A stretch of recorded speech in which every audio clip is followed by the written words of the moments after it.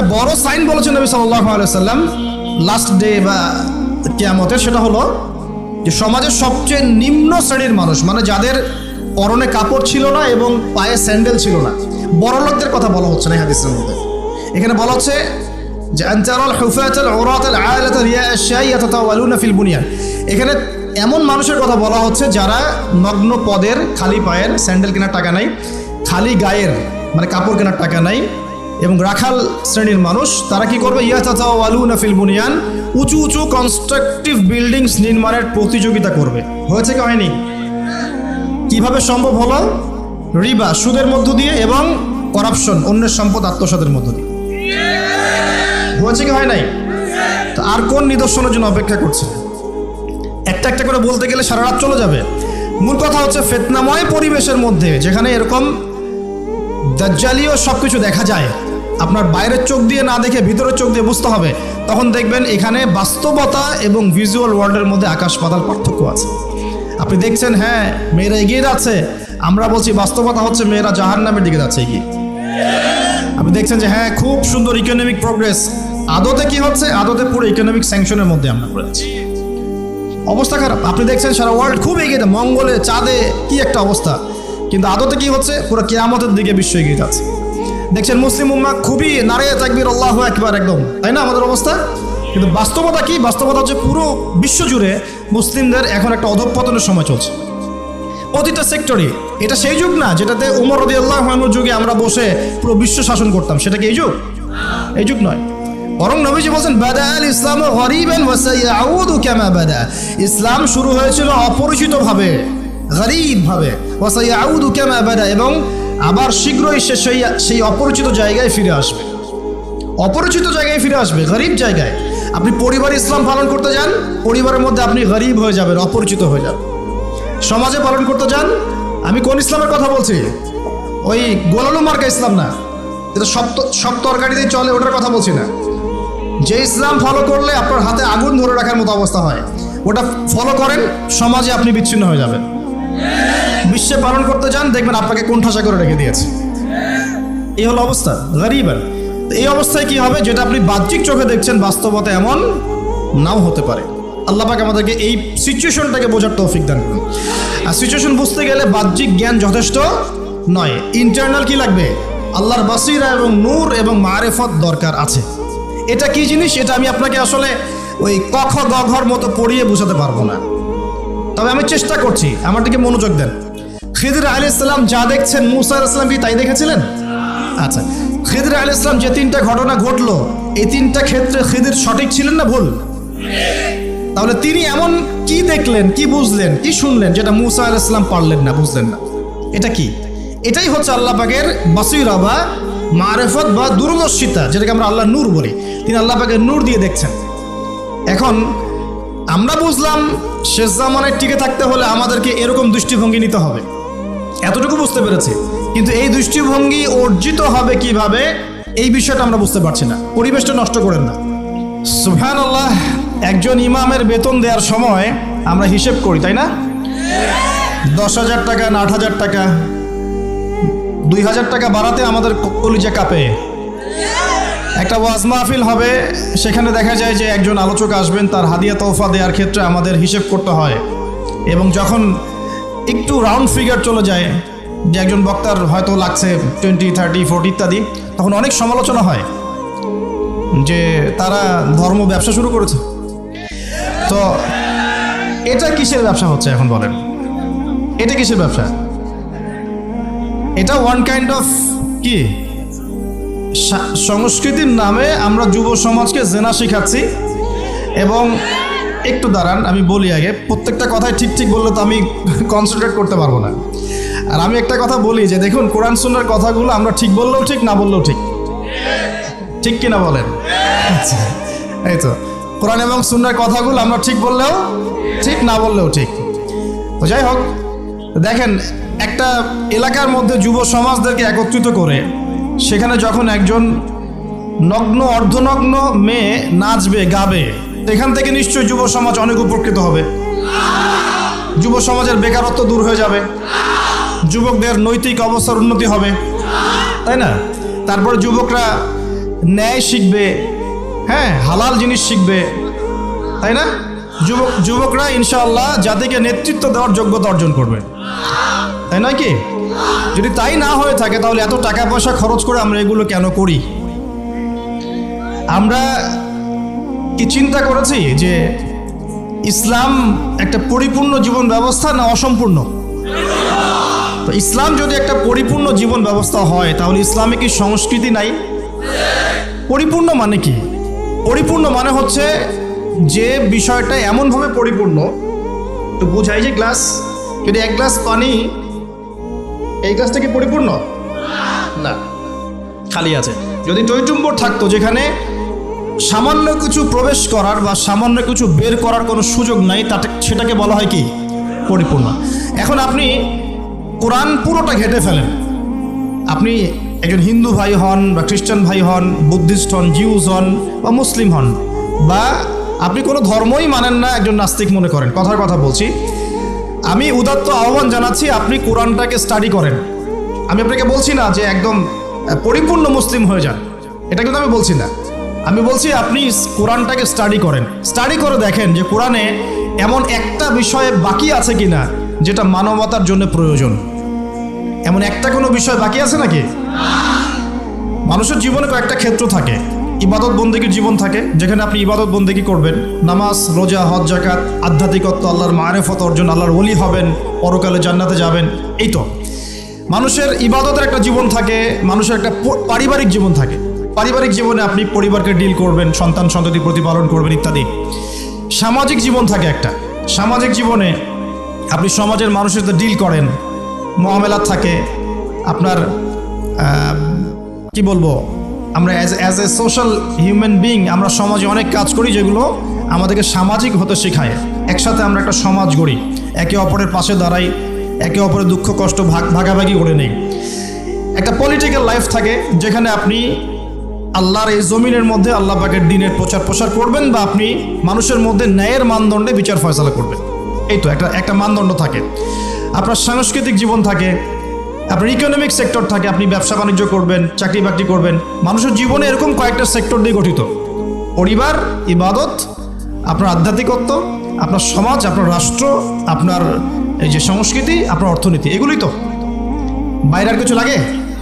একটা মানুষের জীবনের এই কয়েকটা ফেজ থাকে, অধ্যায় থাকে, এবং আমাদের সবার জীবনে কিন্তু এই অধ্যায়গুলো আছে, আলহামদুলিল্লাহ। এখন আপনি কোরআনটাকে অনেস্টলি পড়েন, নিরপেক্ষভাবে পড়বেন, পক্ষপাতিত্ব করে নয়। নিরপেক্ষভাবে কোরআনটাকে স্টাডি করে দেখেন যেমন একটা বিষয় কোরআনে বাকি আছে কিনা যেটা একটা মানুষের জীবনে চলার পথে প্রয়োজন হয়। যদি দেখেন যে একটা বিষয় বাকি নাই, তাহলে বুঝতে হবে এই কিতাব সাধারণ কোনো কিতাব নয়, এটা মহাবিশ্বের মহাস্রষ্টা আল্লাহর পক্ষ থেকে নাজিল হয়েছে। আর যখন আপনি বুঝতে পারবেন যে হ্যাঁ এটা আল্লাহর পক্ষ থেকে এসেছে, তখন আপনার একটাই কর্তব্য, এর সামনে আত্মসমর্পণ করা। এর নাম ইসলাম।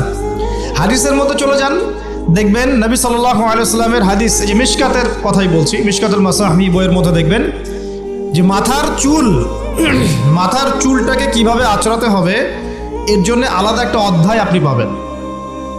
কিভাবে ইস্তেঞ্জা করতে হয় পাবেন, ইস্তেঞ্জা মানে পেশাব পায়খানা, কিভাবে গোসল করতে হয়, হায়েজ নিফাসে কি করতে হবে, স্বপ্নদোষ হলে কি করতে হবে, খাবেন কিভাবে, আপনি ঘুমাবেন কিভাবে, পোশাক পরবেন কিভাবে, নামাজ পড়বেন কিভাবে, জিকির কেমন করে করবেন, কি জিকির করবেন, কোরআন তেলাওয়াত কিভাবে করবেন, কেন করবেন, ফজিলত কি, সুন্নাতের চর্চা কিভাবে করবেন, পরিবার কেমন করে গঠন করবেন, কোথায় আপনি রিজিকের সন্ধান করবেন, হালাল খাবেন না হারাম খাবেন, হালাল খেলে কি হবে, হারাম খেলে কি হবে, সামাজিকভাবে আপনি কিভাবে চলবেন, সমাজের মানুষের সাথে কিভাবে মেলামেশা করবেন, অন্যের হক নষ্ট করলে কি হবে, ঠিক আছে, আপনি রাষ্ট্র কিভাবে চালাবেন, আপনার সংস্কৃতি কেমন হবে, পোশাক কেমন হবে, এভরি সিঙ্গেল মানে ইনিশিয়েটিভ বা এভরি সিঙ্গেল সেক্টর, যেটাকে আমরা বলি এভরি সিঙ্গেল সেক্টর কোরআন এবং হাদিসের মধ্যে ডিটেইলস বর্ণনা করা আছে। সুবহানাল্লাহ।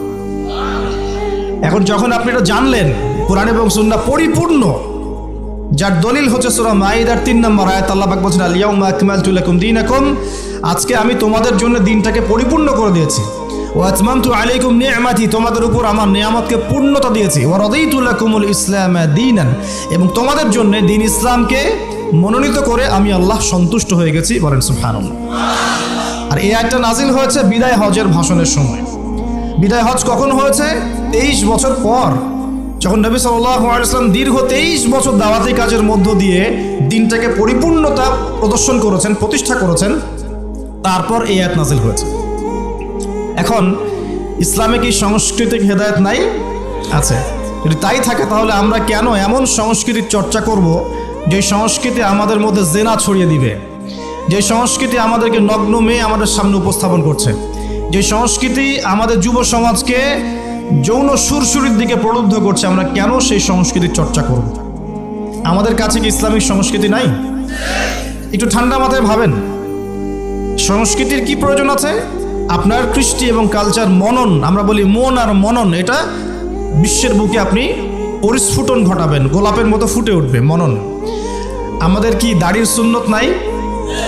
আমাদের টাকনুর উপরে কাপড় পরার সুন্নত নাই? আমাদের ঢিলে ঢালা তাকওয়ার পোশাক পরার সুন্নত নেই? আমাদের মা বোনদের পর্দার সুন্নত নাই? আমাদের এই যুব সমাজ যারা তোমরা মানে পশ্চিমা সংস্কৃতির অনুসরণ করছো আর কি, তোমাদের জন্য কি রাসূলুল্লাহ সাল্লাল্লাহু আলাইহি ওয়াসাল্লামের লেবাস এবং পোশাকের কোনো সুন্নত নাই? মিউজিক পছন্দ করেন মনে করেন আপনি, আপনার জন্য কি ইসলামিক নশিদ নাই? নাই। আপনি ধরেন মুভিজ পছন্দ করেন, ইসলামিক ভালো কোনো মুভিজ নাই? আপনি উৎসব পছন্দ করেন, ইসলামিক উৎসব নাই? আচ্ছা, এর পাশাপাশি এমন উৎসব এমন সংস্কৃতির চর্চা করা যাবে যেগুলো কোরআন এবং সুন্নাহর সাথে সাংঘর্ষিক নয়। হতে পারে সেটা দেশীয়, হতে পারে সেটা সামাজিক, হতে পারে সেটা আমাদের দীর্ঘদিন ধরে চলে আসছে চিরায়ত কোনো ট্রেডিশন। সেটার চর্চা অবশ্যই করা যাবে যদি সেখানে এমন কিছু না থাকে যেটা কোরআন সুন্নাহর সাথে সাংঘর্ষিক। যদি সেখানে এমন কিছু থাকে যেটা কোরআন সুন্নাহর সাথে সাংঘর্ষিক, তাহলে কি করা যাবে? এই যে বিগত 31 অক্টোবর, সম্ভবত তারিখটা 31 অক্টোবর 2022, হ্যাঁ 31 অক্টোবর 2022, সারা বিশ্ব জুড়ে একটা চরম শিরক এবং জাহেলিয়াতে পূর্ণ উৎসব পালিত হয়েছে এবং যার ছোঁয়া আমাদের তাওহীদের দেশেও লেগেছিল। তার নাম হচ্ছে কি হ্যালোইন উৎসব, যেটা টোটালি একটা পশ্চিমা কালচার এবং সেটা দিয়ে ভূত সেজে মানুষ ঘুরে বেড়াচ্ছে। দেখেন নাই? তো এখানে একটা স্ট্যাচুকে প্রমোট করা হচ্ছে না, মানুষের স্বাভাবিক যে আকৃতি আল্লাহ পাক দিয়েছেন এখান থেকে সে ভূত হতে যাচ্ছে, প্রেতাত্মা হতে যাচ্ছে। খ্রিস্টানরা বলছে যে এটা আমাদের, এটা আমরা পালন করতেও লজ্জা লাগে আমাদের, কিভাবে মুসলিমরা করলো আমাদের বুঝে আসলো না। খ্রিস্টানরাই কথা বলছে, আমার কথা না, খ্রিস্টানরা কথা বলেছে। তো এটা যদি কোরআন সুন্নাহর সাথে সাংঘর্ষিক হয় তাহলে কি আমরা এটা পালন করব? আর বাই দ্য ওয়ে একটা কথা বলতে ভুলে গেছি, যখন এই উৎসব চলছিল তখন কিন্তু কোনো ঘোমটাওয়ালা এর প্রতিবাদে 2টা লাইনও ফেসবুকে লিখে নাই, ঠিক আছে? হ্যাঁ, তারা ঘ্রাণ সম্পর্কে ঠিকই লিখেছে, তারা কিন্তু ঘ্রাণ ইস্যু নিয়ে খুব সোচ্চার। তাদের চোখের সামনেই হ্যালোইন উৎসব হয়ে গেছে, একটা লাইনও লেখার সাহস পায় নাই। কারণ লিখলে কি হবে? লিখলে ওই যে ভিতরে আযাব ভোগ করতে হবে, রিয়াল আর কথা বলবে না, ব্যাস, দ্যাটস অল।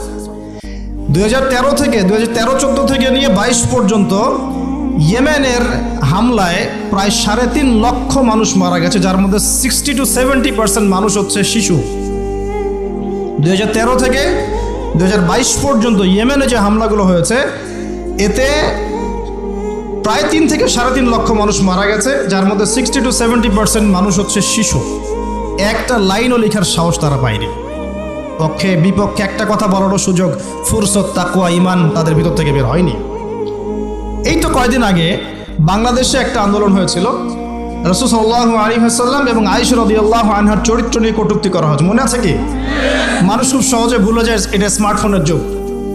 স্মার্টফোনের যুগ মানে কি? মানুষ খুব সহজেই ভুলে যায়। এই কারণে আপনি যখন কিছু কাজ করবেন, কাজগুলোকে খাতায় লিখে নেবেন, এতে করে মনে থাকবে, আদারওয়াইজ আপনি ভুলে যাবেন। এটা স্মার্টফোনের যুগ।